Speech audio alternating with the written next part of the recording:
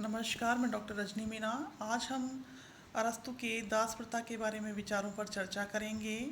और अरस्तु के दास प्रथा के विचार बहुत महत्वपूर्ण हैं, क्योंकि ये एक ऐसी प्रथा का समर्थन करते हैं जो समानता के सिद्धांत के विरुद्ध है।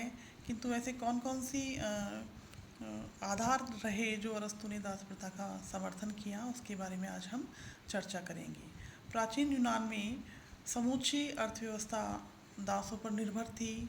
अरस्तु ने परिवार का जो गठन किया, उसके अंतर्गत उन्होंने कहा कि स्त्री, पुरुष, संतान और दासों के सहयोग से परिवार बनता है। उनका मानना था कि परिवार के व्यवस्था के लिए संपत्ति एक निर्जीव साधन है और दास एक सजीव साधन है। और अरस्तु ने दास प्रथा के समर्थन के लिए दासता को प्राकृतिक नियम के अनुकूल बताया। अरस्तु का मानना था कि सर्वप्रथम मानव मात्र की प्राकृतिक असमानता के आधार पर दासता समर्थन करने योग्य है, क्योंकि प्रकृति ने ही बुद्धि, योग्यता, गुण की दृष्टि से कुछ व्यक्तियों को बौद्धिक क्षमताएं प्रदान की है और कुछ व्यक्तियों को शारीरिक क्षमताएं प्रदान की हैं। एक और तो बहुत अधिक बुद्धिमान व्यक्ति होते हैं जो बुद्धिमत्ता के आधार पर शासन करने और निर्देश देने की योग्यता रखते हैं, और दूसरी ओर बुद्धिहीन व्यक्ति होते हैं जो केवल आज्ञा पालन की क्षमता रखते हैं। स्वाभाविक रूप से प्रथम श्रेणी की व्यक्ति स्वामी और द्वितीय श्रेणी की व्यक्ति दास के रूप में होते हैं। प्रथम वर्ग मानसिक शक्ति का प्रतिनिधित्व करता है और द्वितीय वर्ग शारीरिक शक्ति का। परिवार के कार्यों के निष्पादन के लिए इन दोनों ही वर्गों का होना आवश्यक है और दासता प्रकृति के अनुकूल है। अरस्तु दासता स्वामी तथा दास दोनों के हित में बताते थे, क्योंकि अरस्तु का मानना था कि बौद्धिक वर्ग, स्वामी वर्ग का मुख्य कार्य होता है साध्य कार्यों का संपादन करना, साध्य कार्यों को संपादित करना, और साध्य कार्यों के लिए उन्हें अवकाश तभी प्राप्त होगा जब दास वर्ग द्वारा शारीरिक श्रम का कार्य कर लिया जाएगा। तभी उन्हें पर्याप्त समय मिलेगा और वो इस प्रकार के कार्यों का संपादन कर पाएंगे जो समाज के लिए उपयोगी हैं।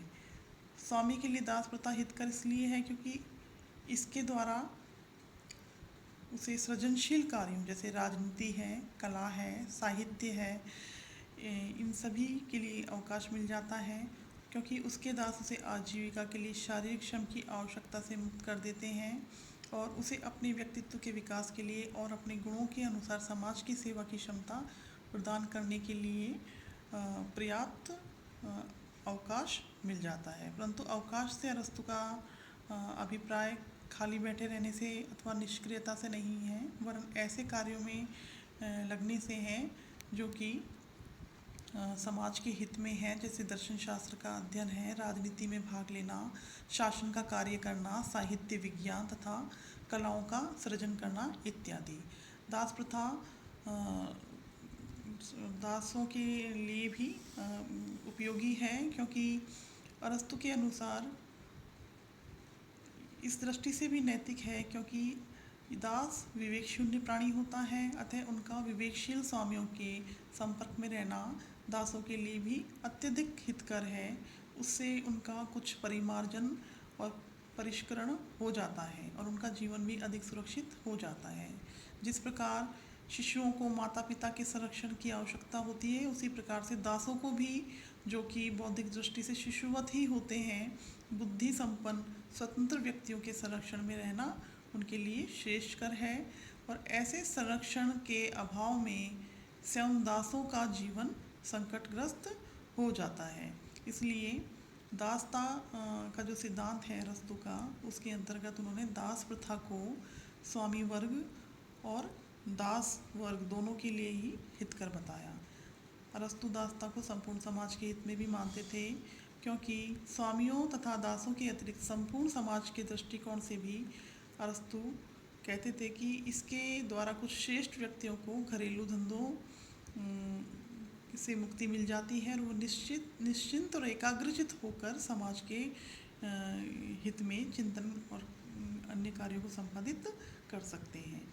अरस्तु अर्थव्यवस्था तथा स्थायित्व के अंग के रूप में भी दास प्रथा का समर्थन करते थे, क्योंकि अरस्तु के समय में दास प्रथा लगभग संपूर्ण यूनानी जगत में प्रचलित थी और यह राष्ट्रीय अर्थव्यवस्था तथा स्थायित्व का एक बन गई थी।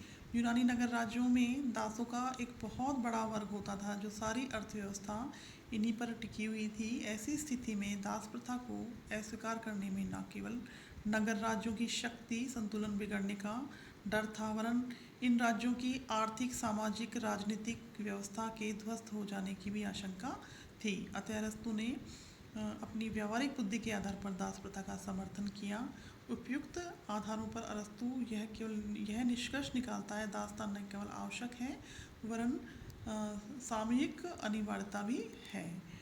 अरस्तु कहते थे कि यदि कोई दास स्वतंत्र जीवन व्यतीत करने योग्य बन जाता है तो उसे स्वतंत्र कर दिया जाना चाहिए, अर्थात उसकी बौद्धिक क्षमताएं विकसित हो जाती हैं और वो इस काबिल बन जाता है कि वो स्वतंत्र जीवन व्यतीत करने योग्य हो चुका है, तो ऐसे दास को मुक्त कर दिया जाना चाहिए।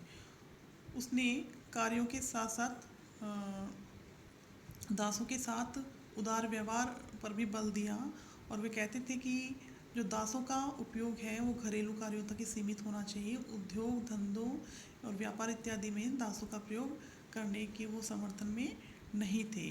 इस प्रकार जो अरस्तु ने दासता पर विचार दिए, दास प्रथा के ऊपर जो विचार दिए, उसकी कुछ आलोचनाएं भी हुई और वो कौन कौन सी आलोचनाएं हैं उनका अवलोकन अब हम यहाँ पर करेंगे।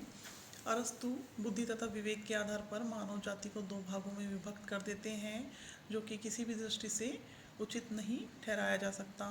बुद्धि संपन्नता और बुद्धिहीनता की कसौटी के बारे में अरस्तु ने कोई बात नहीं की कि वो कौन सा आधार होगा जिसके माध्यम से यह तय किया जाएगा कि अमुक व्यक्ति दास बनने योग्य है और अमुक व्यक्ति स्वामी बनने योग्य है। इस प्रकार से जो उन्होंने मानव जाति को बुद्धि या विवेक के आधार पर दो भागों में बांटा, किंतु उसे बांटने का आधार उन्होंने प्रस्तुत नहीं किया।